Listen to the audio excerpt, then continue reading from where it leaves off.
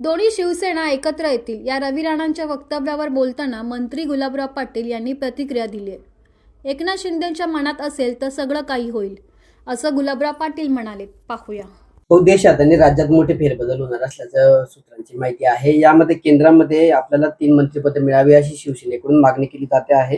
त्यापैकी एक कॅबिनेट आणि 2 केंद्रीय राज्यमंत्रीपद शिवसेनेला मिळावं अशी सूत्रांची माहिती आहे. नाही, ही चर्चा आता बऱ्याच वृत्तपत्रातून किंवा तुमच्या चॅनल्सद्वारे आम्हाला बघायला मिळते. साहजिक आहे, आता शिवसेनेच्या खासदारांच्या संख्यावर पाहिलं तर राज्यसभा आणि लोकसभा मिळून जवळपास 15 खासदार आता आमचे आहे. त्यामुळे मला खात्री आहे की वरच्या नेतृत्वाला शिवसेनेला या ठिकाणी मंत्रिपद देण्यास काही हरकत राहणार नाही, कारण की या सगळ्यात विश्वासातला मित्र म्हणून आज एकनाथ शिंदे त्यांच्याकरता काम करत आहे. दुसरीकडे जर बघितलं तर भाजपने राष्ट्रवादींना सूचना केली आहे की दोघं राष्ट्रवादीने आधी एकत्र यावं, त्यानंतर एनडीए मध्ये सहभागी व्हावं. असं झालं तर दोघी गटाला एक मंत्रिपद देऊ. आता राष्ट्रवादीने काय करावं हा राष्ट्रवादीचा प्रश्न आहे, आणि मला तरी असं वाटतंय की दोघं राष्ट्रवादी हे वरती केंद्रात किंवा राज्यात देवाभाऊ किंवा शिंदे साहेबांच्या संपर्कामध्ये आहे. त्यामुळे एनडीए मध्ये ते सामील होतील हे चित्र स्पष्ट झालेलं आहे. पण एकीकरणाचा विषय आता त्यांच्या दोघांच्या अवलंबून असल्यामुळे ते दोघं जण निर्णय घेतील. गेल्या 2 दिवसापासून याची चर्चा झाली की अर्थ खाते जे आहे ते राष्ट्रवादीला देऊ नये असं आपल्या शिवसेनेची भूमिका आहे. मात्र काल तटकरे याच्यावर बोलले की एकनाथ शिंदे साहेब असं काही बोलणार नाही. हा विषय एकनाथ शिंदेच्या आणि देवाभाऊंच्या मर्जीतला विषय आहे, त्यामुळे त्याच्यावर बोलणं मला उचित होणार नाही. शेवटी राज्याचं नेतृत्व करणारे मुख्यमंत्री यांचा तो अधिकार असतो की कोणतं खातं कोणाला द्यावं, आणि मला तरी असं वाटतं की तिघं पक्षाचं समन्वय झाल्यावर हा निर्णय तिघं जण घेतील. तो काल रवी राणा बोलले होते की दोघं राष्ट्रवादी ते एकत्र येतीलच भविष्यामध्ये, पण दोघं शिवसेना देखील एकत्र होतील. आणि आमचं काही नसतं, शिंदे साहेबांच्या मनात जे असतं ते आमच्या मनात असतं. त्यांच्या मनात जर असेल तर सगळं होईल.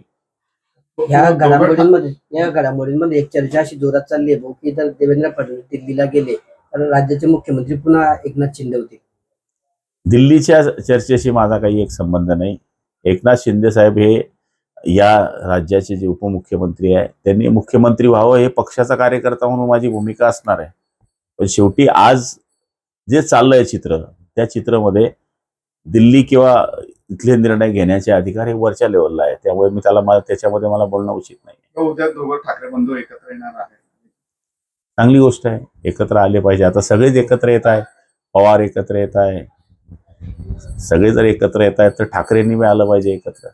उद्धव ठाकरे हे जे नागपूरमध्ये जाऊन रामरक्षा पठण करणार आहे, चांगली गोष्ट आहे, केलं पाहिजे.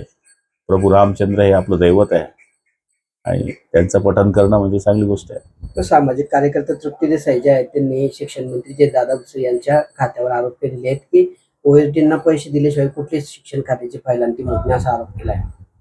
हे बघा, आरोप करण्यापेक्षा तो आरोप किती सत्य आहे हे सांगणं पण गरजेचं आहे. आणि मला तरी असं वाटतं की तृप्तीताईंना आमची विनंती असेल की एखादं कुठलं प्रकरण आहे हे जर सांगितलं तर लक्षात येईल. दादा भुसे आमचे ज्येष्ठ मंत्री आहे आणि मला तरी असं वाटतं की त्यांची काम करण्याची पद्धत अगदी साधी आणि सरळ आहे. याचा अर्थ असं होत नाही की खाली कोणी चुका करत नसेल, पण चुका करण्याच्या बाबतीमध्ये कोणी लक्षात आणून दिलं तर माणूस काही करेल ना, पण डायरेक्ट हे पैसे घेतल्याशिवाय होत नाही हे म्हणणंही उचित नाहीये. गेल्या वेळेस जर आपण बघितलं तर अर्थ खातं हे राष्ट्रवादीकडे राहिलं, दादांच्या निर्णयानंतर अर्थ खातं हे सरकारकडे आलं. मात्र आता सुषमा अंधारे असं म्हणतायत की अर्थ खातं सांभाळण्यामध्ये जयंत पाटील सक्षम आहेत. तुम्हाला काय वाटतं अर्थ खातं कुणाकडे राहिलं पाहिजे असं? नाही, आता अर्थ खातं आमच्या सरकारकडेच पाहिजे, ते कोणाकडेही राहू, शिवसेनेकडे की कोणाकडे राष्ट्रवादी? जायला? पण कोणाकडेही चालते. तुमच्याकडे आलं की ना, सगळ्यांकडे माणसं आहेत. तुम्हाला मिळालं तुम्ही स्वीकारणार. नाही, मला माझा विषयच नाही आहेत.